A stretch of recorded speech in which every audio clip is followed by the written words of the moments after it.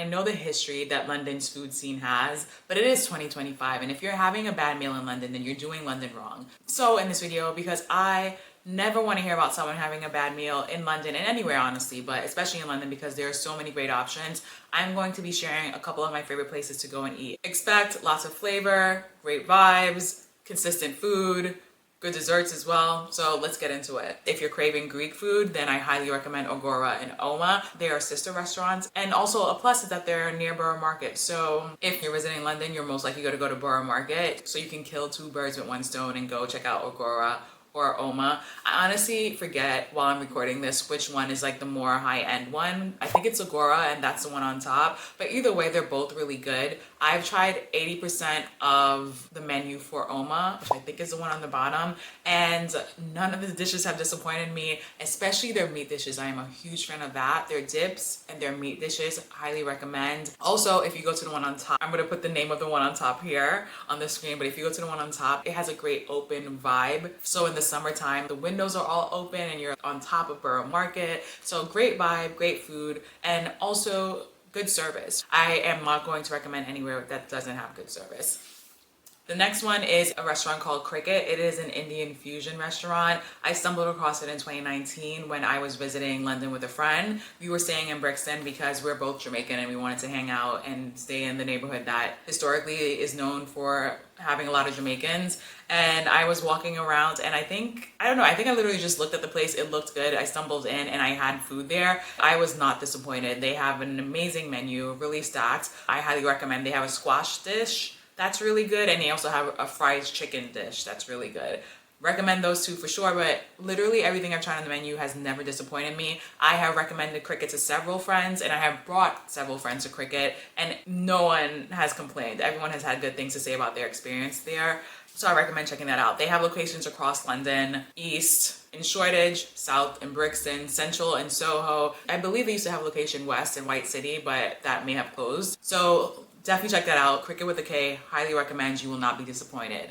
Number 3 is a place that I have been to before they moved locations, and that is Crisps. And you may have heard of it. It has been listed as potentially one of the best pizzas in London. I have not tried all the pizzas in London, so I can't say, but it is damn good. I used to go to Crisp when it was in Hammersmith, when I was looking for apartments in London because I was staying at a hotel in Chiswick. So I would walk from Chiswick to Hammersmith to order that pizza in the middle of the day. I would try and get there at 11:45 for the pizzas that they would release at noon, and I would get through each time. And even though I had to wait, it was worth the wait. It's just really good pizza. And I come from New York City. I'm gonna be real, I was a bit gluten intolerant in America, so I didn't eat a lot of pizza in adulthood. I ate a lot of pizza as a teenager in New York City, but I think it rivals the pizza that is in New York City. Don't come for me. Please do not come for me if you disagree, if you go to Chris and you disagree. But basically all that I'm saying is Chris has some really good pizza. They have moved from Hammersmith to, I want to say Soho, somewhere that's definitely way more central in London. I will put where on the screen. And I tried to go with friends recently. We got there at around 5 o'clock and they told us it was a 3-hour wait. So take that as you will. It's going to be interesting to see how they manage their crowds and the people who want to eat there now that they're so central. But if you can get there and not wait for 3 hours, then I highly recommend checking out their pizza. This next one, number 4, is actually, I think, might be my favorite on the list, and genuinely just because of their butter, their bread and butter. They have a really great bread and butter combination. But let's just get into where this place is, and that place is Kudu. Kudu is a South African inspired restaurant. I've never tried South African food, so I don't know how much it really is authentic to South African food. But what I can say is the food is flavorful, it's done well. Everything from their burgers to their grilled dishes to their shared plates, everything just really hits at Kudu. Really flavorful stuff. Honestly, once they hit me with the bread and butter and I was obsessed with that, I was like, that's really saying something. So when you go there, I do recommend getting the bread and butter. I think it's even called Kudu bread, but they have a dip that is, I believe, butter and shrimp. And I am obsessed. I highly recommend it. I highly recommend everything else on their menu. I've tried, I think, a beef dish from them as well as their hamburger, and I was a happy camper with both of them.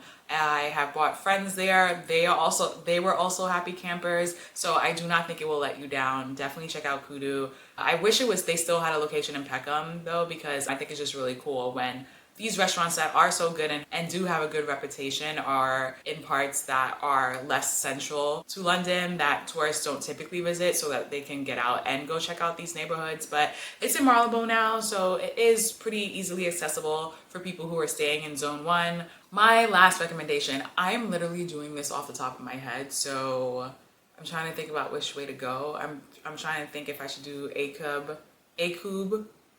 Is it Akub or Akub? Akub or Saltine. Well, I've said them both. I am going to, Akub is pretty good though. I'm going to lean with Saltine. I'm going to talk about Saltine. It is a modern European restaurant. It's in North London. I believe it's in Highbury.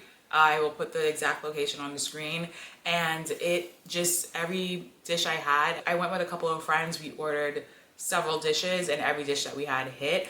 But the star of the show was a sticky toffee pudding. I've never had it before going to Saltine, and I think my life was changed. I am not a dessert person, but I was just like, if I lived near that restaurant, it would be a problem because I would be there damn near daily just to have that sticky toffee pudding. If for nothing else, if you don't care about dinner, if you don't care about savory dishes, if you are a dessert person, you need to go to Saltine for their sticky toffee pudding. Their entire menu was good. Everything hit. I was really satisfied.